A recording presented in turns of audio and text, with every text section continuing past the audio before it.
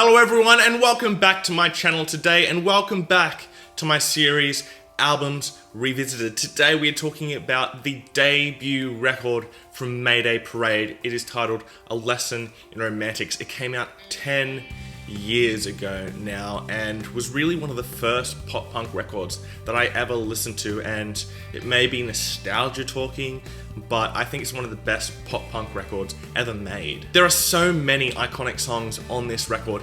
Yeah, some are overplayed, played to absolute death, but I still feel like those songs hold the magic that they did 10 years ago. So let's get into it. This record opens up with the 1-2 punch of Jamie All Over and Black Cat. Now, these are definitely the two most overplayed songs from this record, and while I do think they still hold up, I think Black Cat hasn't aged as well. However, both of these songs are certified bangers, and it's no wonder that these two songs did so much for Mayday Parade. Jamie All Over is a classic mid-2000s pop punk banger with a massive chorus. And Black Cat has a great groove to it and an awesome guitar solo towards the back end.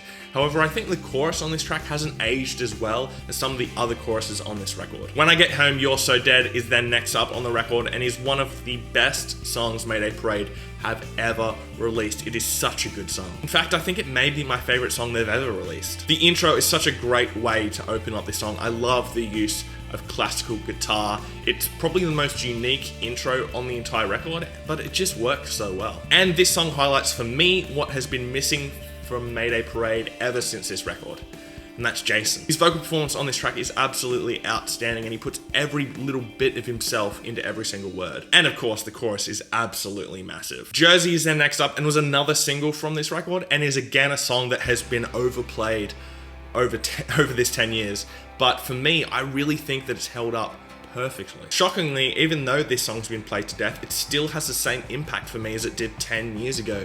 I think that's a real indication of the song's quality. I also love the vocal trade-off between Derek and Jason in this track. Each vocalist brings something unique to the song and progresses the story within the lyrics really well. There's also some great guitar work going on all the way throughout this track, with some great lead guitar going on throughout both ears in the verses. If you wanted a song written about you, all you had to do was ask is next up on this record, and shows off that mid-2000s obsession with long song titles. This song is good, but within this record it doesn't really stand out, but I do like that every song we've heard so far has opened up differently. This song also has a slower pace than the songs we've heard so far on the record. However, the chorus to this track is truly the highlight of the song, rightfully so. It's what a chorus should be, but it just hits so hard and is so good. It's no lie that I think the best part of this record is Jason. He has such a great voice that sounds so emotional when it needs to, which is basically this entire record, and for me he just steals the show. Really, his absence in the band is just so noticeable once you listen to this record and then go and listen to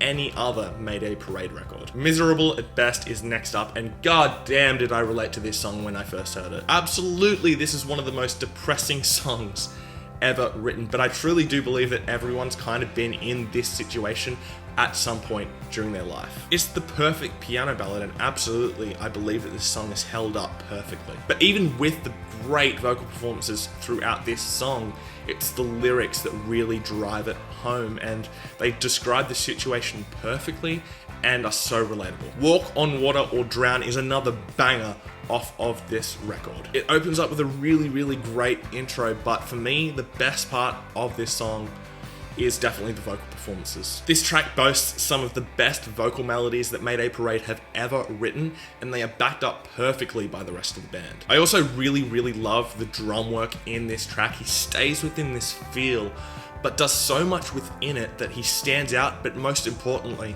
serves the song. The vocal interplay in the bridge is also a massive highlight of the track. Their two voices just blend so well together. Ocean and Atlantic is next up on this record and is a much different feeling song to what we've heard on the record so far. It's much more stripped back for the most part and always feels like it's building to something. However, the chorus that these sections build to just isn't as strong as some of the other choruses on this record, and really just kind of feels like it just stays stagnant. It doesn't really elevate the rest of the track. The rest of the song, however, hits really well. It's just, for me, the chorus doesn't really work. I'd hate to be you when people find out what this song is about is next up, and once again, has that mid-2000s trend of incredibly long song titles. I love the vocal central intro to this song. It just sets the tone for what this song is going to be perfectly before launching into this full band intro with some great lead guitar going on. I love how Jason takes over the choruses to this song. He just has so much emotion to his voice that just adds so much impact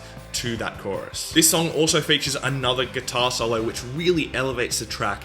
This band don't use guitar solos very often, but when they do, it's always for a purpose and it always makes sense. Take This to Heart is another song on this record that just doesn't quite hit the mark for me. In fact, for me, it kind of sounds like a B-side. That's not to say that the song is bad, but for me, it just kind of feels incomplete. Every section just seems to blend together. There's no real differentiation between any of the sections, and the chorus just doesn't do anything to elevate the song. In fact, there's really no elevation in the song at all. The song just doesn't really have much impact on the record. I really love the production on this record. It's clean enough that it sounds perfect in a way, but it still allows these little imperfections through. This comes across in the vocals especially. They've really produced the vocals in a way that you can really hear the emotion in their voice. You can hear their voices crack when they get into those higher ranges. And it just adds so much impact to the sound of the record. Champagne's for Celebrating, I'll Have a Martini is another brilliant song on this record. It's written so well. There's a great use of dynamics within the song's structure that just works really well. The build to the chorus is so good, and the more subtle feeling chorus that they use on this track works so well and is something different for this record, but it's one of my favorite choruses that Mayday Parade have ever written. It's another one of the more simply structured songs on the record, but for where it's placed within the context of the record, I think it just works perfectly. Alright, so I'm gonna have to read this title because maybe the longest song title of all time. So, this record closes out with, you be the anchor that keeps my feet on the ground, I'll be the wings that keep your hearts. And I still fucked it up. Okay, let's try that again. You be the anchor that keeps my feet on the ground, I'll be the wings that keep your heart in the clouds. That's it. This song closes out the record. This track really sums up everything that's been sung about on this record so far, and it does it in a really great way. Using a ballad to close out this record was really the perfect choice. The vocal performances once again steal the show on this song. I've always thought that Mayday Parade's softer leaning songs have always been their best, and this song shows off exactly why I think that. Overall, I don't think there's any arguing that this is a brilliant record. It's one of the records that got me into the pop punk genre, and it still stands up so well 10 years later. If you haven't heard the record, then just go out and listen to it. I know the deluxe edition comes out today. I didn't review that because I just wanted to talk about the original record. I never talk about deluxe editions really, so that's why I just did the standard record. It's such a brilliant record, but I'm gonna be going and checking out the deluxe edition today.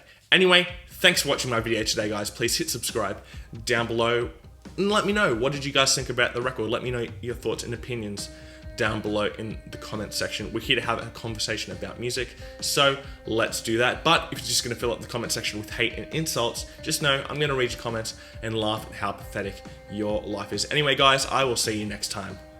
Fresh Currents.